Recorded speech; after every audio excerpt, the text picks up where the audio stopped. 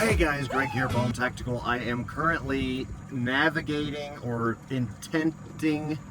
trying to navigate the boat at night utilizing a thermal monocular, but I'm trying to see if the thermal monocular from Armasight by itself is navigable, if I can use it to navigate a vessel. And one of the big factors at play right now is humidity, so I'm not getting a real good pickup. In fact, I'm getting a little bit better vision just naturally with my eyes than I am with the thermal. So I will cover here in a few minutes pretty much what can be done. I'll show you guys some footage from the thermal.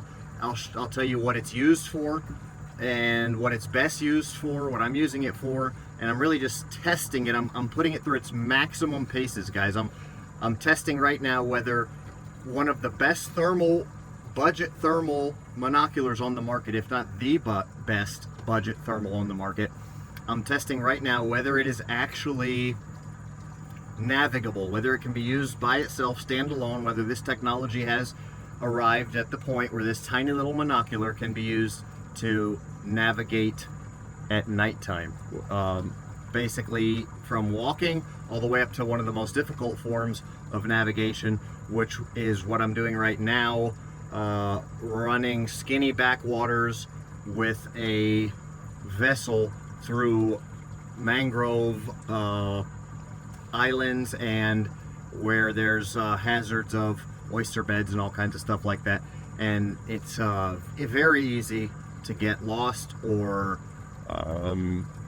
stuck or damage the boat, anything like that. So we're maximum testing today, and stay tuned because you'll find out everything you need to know about whether this Armasight thermal monocular is navigable.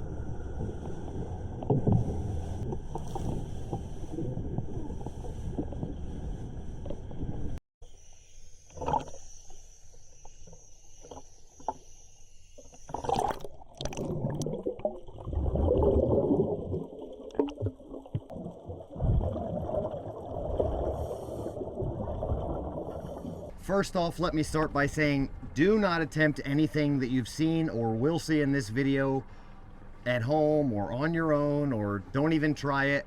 Everything in this video was performed by highly skilled professionals and not something that anybody should attempt to do. So I'm not promoting anything that was done in this video. I also need to mention that pretty much everything in this video was either sponsored or I made it myself, or for whatever reason there's going to be a link in the description below for almost everything from my shorts to my shirt to the helmet to the thermal that we're actually reviewing in this video. So the whole point of this video is talking about, is thermal monocular night vision or thermals at the point where the technology is right now, is it navigable? Can you use it to navigate a vehicle solo by itself? And I would say yes, with some caveats. All right, I'm gonna really quickly show you guys what I've been using to navigate the vehicle at night previously, which is two different things. This is a light here from Fenix, flashlight that I used. It's a spotlight. It worked really well, still going strong. And a light bar here from Auxbeam that I installed in the boat. So both of those are legitimate options that work really well, and they went in phases. First I used the flashlight, you know, it worked. Obviously it wasn't the best thing ever. I could only navigate with one hand. Then went to the light bar, which was really cool. Still has, it's not, you know, the best thing ever. It still has its pros and cons, but it's better than a handheld flashlight. And now we're trying out the thermal for navigating the boat at night. So gonna get into that, and I'm gonna really do just, this is gonna be a review on all of the pros and cons that I've been able to find after in-depth testing for this thermal monocular. So what I can tell you so far with certainty is that this monocular from Armasight is navigable. It can be used to navigate.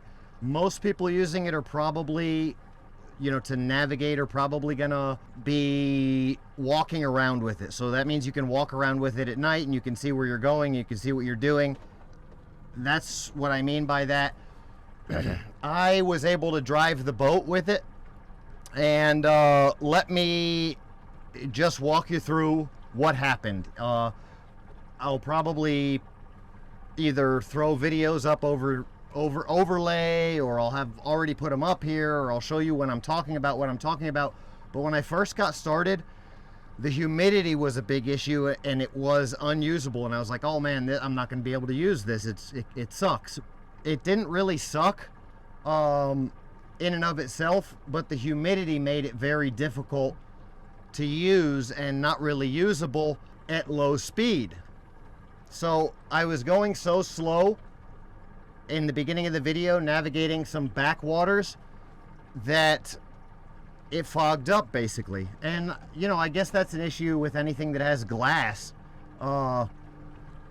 Maybe they'll be able to create some kind of a fan technology to keep that humidity off in the future, but for right now, it's definitely worth mentioning that I had to go high speed and get airflow, and I'm gonna definitely say that I don't recommend doing that yourself, because it's very dangerous to operate, you know, especially if you're not really used to it. I was just getting used to it and just getting started, but I wanted to really do it the real deal for you guys so you could see whether it was doable or not.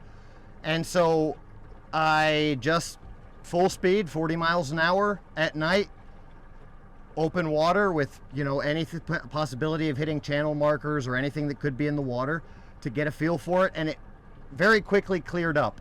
I'll also mention that they sent me an update that is not available to the public yet at the time of filming this video, but it is a software update that will probably be available by the time the video releases, and if not, it'll be shortly available, and it's awesome. It really does a great job. So once the humidity was under control, and the only thing that I had to do to get the humidity under control was go fast.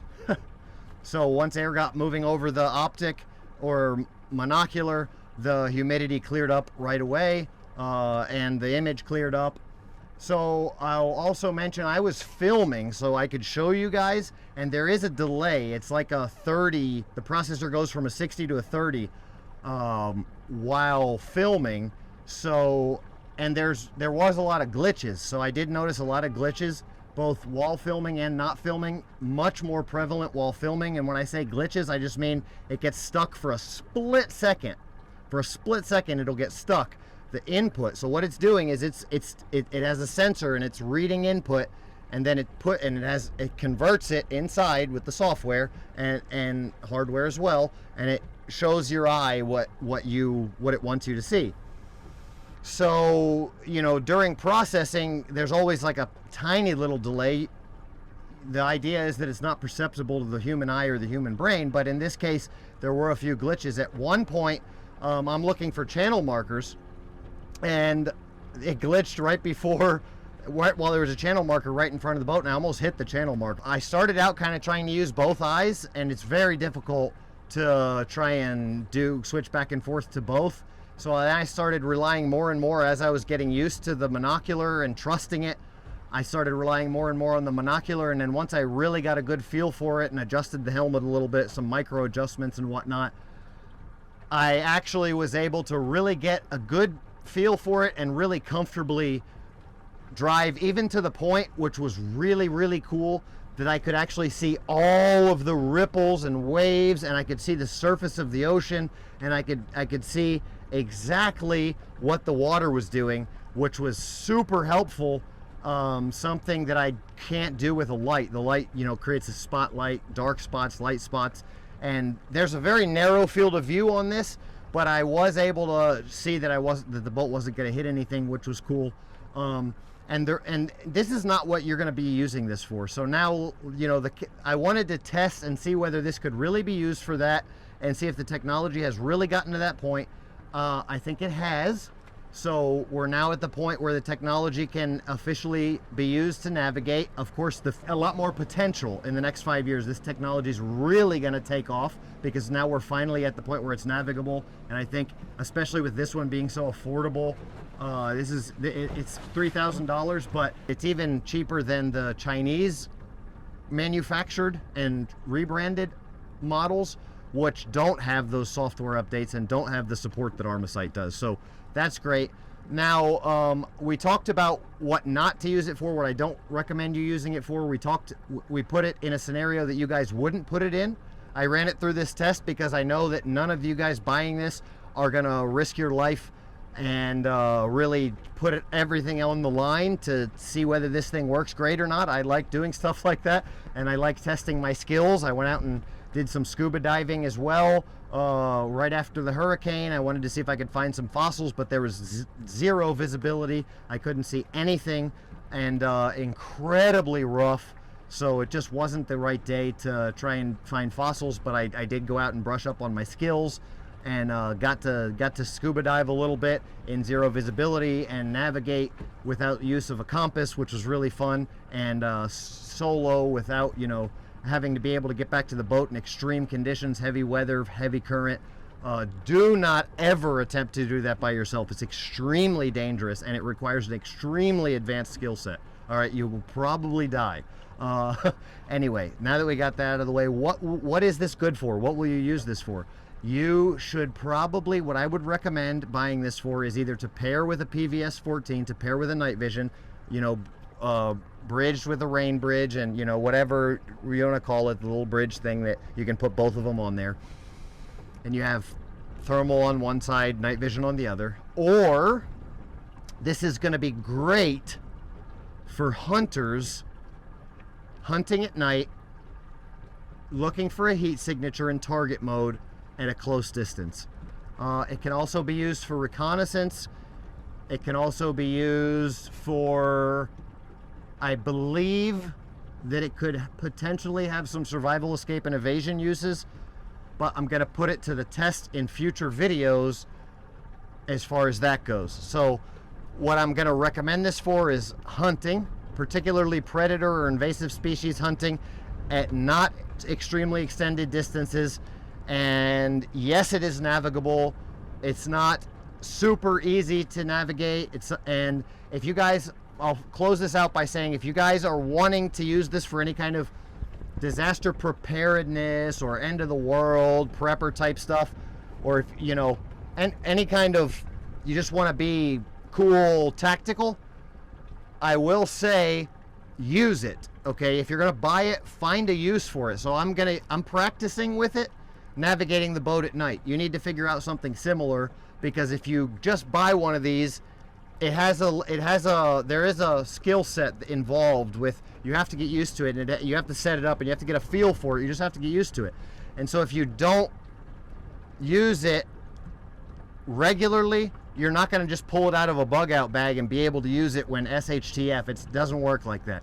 So definitely, if you're going to buy it, find a use for it. I think predator hunting is a good use.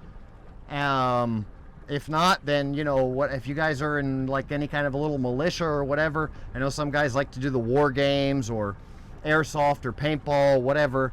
it might be able to be used at that as well if you do any of that kind of stuff at night. Training, of course, can be fun to use at the range, shooting range or whatever. Practice, practice, practice. Thanks for watching. Bone out.